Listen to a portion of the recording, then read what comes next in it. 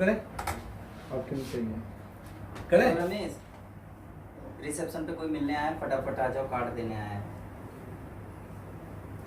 नमस्कार, मैं ज्ञानेंद्र झा। हम सभी यहाँ एचआर प्रोफेशनल्स के तौर पे बैठे हुए हैं, सभी अनुभवी एचआर।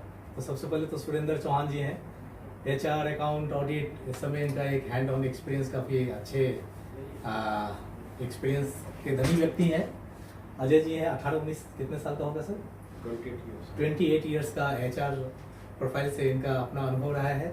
हमारे राहुल जी, आपका सर? 20 ईयर का है। 20 ईयर्स का है। और मैं ज्ञानेंद्र झा, मेरा भी 20-22 साल का एचआर का अनुभव रहा है। तो हम सभी एचआर में ही बात कर रहे हैं। और आज आपसे डिस्कशन के बाद हमने सोचा कि अपनी टीम को और अपने सभी लोगों को और आप लोगों तक भी लीव मैनेजमेंट के बारे में बताएं। लोग चौहान जी के पास आते हैं, मेरी कितनी छुट्टियां बची, कुछ कहते हैं कि EL-CL क्या होता है मालूम ही नहीं है। तो छुट्टियों को अगर देखा जाए तो किसी भी इंडस्ट्री में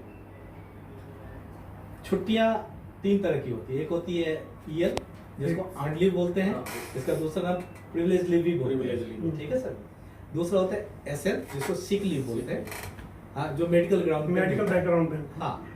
और तीसरा जो gazetted holiday, casual leave, CL, हाँ वही CL कैजुअल। इसके अलावा भी 2 छुट्टियां होती हैं, जैसे हॉलीडेज होते हैं, वो उसको 10 या 12 के बीच में होते हैं। वो हमारी पॉलिसी और वेरिएबल्स होते हैं एज पर गवर्नमेंट पॉलिसी, जो भी एप्लीकेबल हो। जी, हाँ, जिसमें 3 तो मस्ट होती है, 15 अगस्त, 26 जनवरी और 2 अक्टूबर, ठीक है।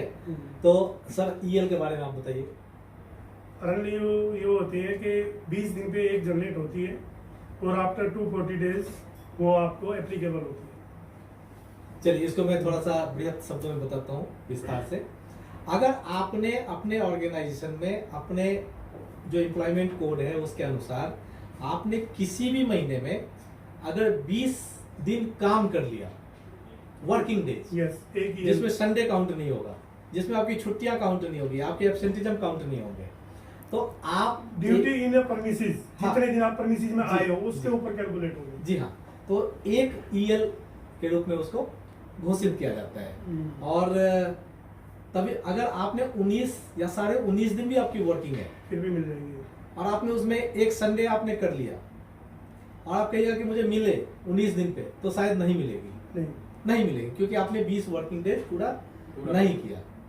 और इसका कैलकुलेशन डेज बेसिस होता है, जब साल में हम इसका टोटल प्रेजेंट डे, ओडी हमारी प्रेजेंट डे में काउंट होती है। हाँ, बहुत से लोग आते हैं कि मेरा EL अप्लाई नहीं हो पा रहा है, तो उसके बारे में आप Rahul sir. EL actually sir from the factory act आता है, और जो आपने अदर लीव्स बताई थी, CL बताई थी, SL बताई थी और अदर हॉलीडेज बताए, तो नेशनल फेस्टिवल हॉलीडे एक्ट के अकॉर्डिंगली होता है। तो EL 20 के अकॉर्डिंगली बनता है, और कोई भी अगर न्यू एम्प्लॉय आता है तो एज पर एक्ट देखा जाए तो 240 डेज के बाद वो एलिजिबल रहता है। बट वो मोस्ट ऑफ कंसर्न्स क्या होती हैं कि प्रोरेट डाटा बेसिस पे प्रोवाइड करती हैं। हम इसका जो क्लोजिंग करते हैं, क्लोजिंग हम दिसंबर में आके करते हैं कि कितना अप एंड डाउन हुआ, और एक्चुअल वर्किंग डेज के अकॉर्डिंगली उसका कहीं पे CL ज़्यादा तो नहीं हो गई, EL कम तो नहीं हो गया, उसके अकॉर्डिंगली बैलेंस करके जो रेस्ट बचा होता है उसको नेक्स्ट ईयर में उसको कैरी फॉरवर्ड करते हैं। अब जैसे कि आपने सुना, एक चीज मैं भी कहना चाहता हूँ जी कि हमारे HR के लिए फाइनेंशियल कुछ नहीं होता। हमारे HR में जनवरी टू दिसंबर ईयर चलता है, कैलेंडर ईयर चलता है, क्योंकि HR का कैलेंडर ईयर चलता है जनवरी टू दिसंबर, तो हम छुट्टियों का कैलकुलेशन भी उसी हिसाब से करते हैं, ठीक है। इसलिए हमारा दिसंबर तक की EL जनवरी में ही कैरी फॉरवर्ड होती है। और फैक्ट्री एक्ट के तहत यह मस्ट है कि किसी भी ऑर्गेनाइजेशन को आपको एक EL-CL का लीव रजिस्टर आपको तैयार करना होता है, जो ऑडिट के समय में उसकी चेकिंग की जाती है और गवर्नमेंट ऑफिसर्स उसकी डिमांड करते हैं, तो हम उसको दिखाते हैं। उसमें एक रिकॉर्ड भी मेंटेन रहता है कि किसने कितनी छुट्टी लिया, किस बेसिस पे लिया।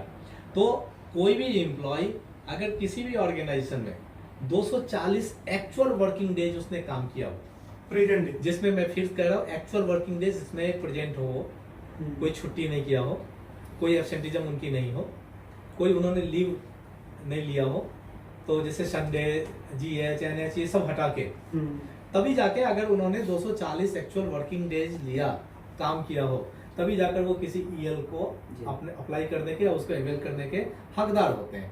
EL का मतलब होता है इस साल कमाओ, अगले साल खाओ, बिल्कुल। मतलब इस साल आप अर्न करके रखेंगे, अर्न करेंगे, जमा करेंगे, और अगले साल उसको आप बैंक में यूटिलाइज ले सकते हैं। करेंगे। ठीक है, यही है सर। हाँ जी। यही और ईएल को हम पूरा डाटा बेसिस हम कैलकुलेट करते हैं और आगे हम उसको कैरी फॉरवर्ड करते हैं। कई कंपनियां साल में ही उसका क्लोजर दे देती है, Leave उसका हिसाब दे encashment देती बोलते है, हैं, इनकैश जो- उसको लीव इनकैशमेंट बोलते हैं। और कई कंपनियां 3 साल तक उसको कैरी फॉरवर्ड करती है। carry forward। कई बड़ी बड़ी कंपनियां उसको till the last date of the working, मतलब रिटायरमेंट की एज तक उसको कैरी फॉरवर्ड करती चली जाती जो है। कि इनकेसमेंट है वो। हाँ, और कई सारे गवर्नमेंट सेक्टर्स की कंपनियों में हमने देखा है कि बहुत से एम्प्लॉय जिनको पैसे की जरूरत होती है वो अपने ईएल को सेल आउट भी करते हैं अपने दूसरे सहकर्मियों के साथ। तो चलिए, वो हमारा नहीं है। प्राइवेट सेक्टर में नहीं है। हाँ, तीसरा जी। हाँ, एक तो सीएल और एक ईएल इसके बारे में डिस्कस किया। तीसरा जो फिक्स नहीं, अभी हम सीएल पे नहीं, अभी तो हम हाँ, ईएल पे ही हैं। EL पे बात हाँ, करेंगे। अभी ईएल का